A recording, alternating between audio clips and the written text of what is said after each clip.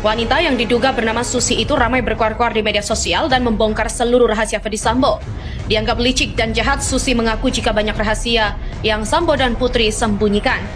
Publik kembali dibuat gempar setelah muncul beberapa video pernyataan dari wanita yang tak lain diduga sebagai mantan ART dari Ferdy Sambo.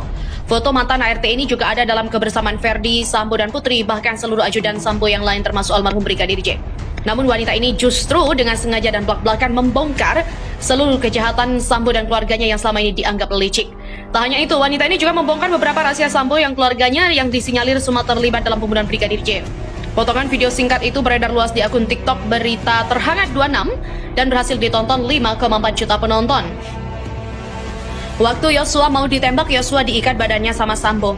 Dalam pintu rahasia itu dibuka, di dalamnya banyak laki-laki polisi semua yang dibunuh dan diambil organ tubuhnya semua, kata wanita yang diduga ART Sambo itu. Dilansir pada Senin 5 September 2022, tolong dibuka pintu rahasia di belakang rumah untuk penyiksaan Yosua. Kuncinya ada di lemari sebelah tempat Yosua disiksa. Tak hanya itu, wanita ini juga mengaku jika anak-anak Ferdy Sambo ikut terlibat dalam pembunuhan berencana Brigadir J. Anaknya Sambo yang jadi polisi itu anak kandungnya itu yang menyobek perutnya. Anak perempuan yang jadi dokter yang mengkampak otaknya, kepalanya pakai kampak atau parang.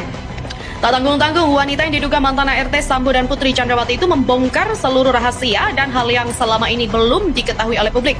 Menurutnya, jika Ferdy Sambo sempat menyiksa Brigadir J, sebelumnya akhirnya ditembak mati. ART Ferdy Sambo bernama Susi juga turut menjadi saksi dalam kasus pembunuhan Brigadir J. Saat di Magelang, Susi mengaku melihat Putri menangis di kamar mandi. Diduga Putri terjatuh di kamar mandi setelah peristiwa dugaan pelecehan seksual itu terjadi. Dikutip dari Kompas.com, hal itu disampaikan Komisioner Komnas Perempuan Siti Aminah Tardi. Siti Aminah menjelaskan bahwa Putri bersama rombongan sudah berada di Magelang sejak 2 Juli. Rencananya mereka akan menginap di sana hingga 11 Juli 2022. Saat di Magelang, Ferdy dan Putri sempat merayakan hari ulang tahun pernikahannya serta mengantarkan anaknya ke sekolah di Magelang.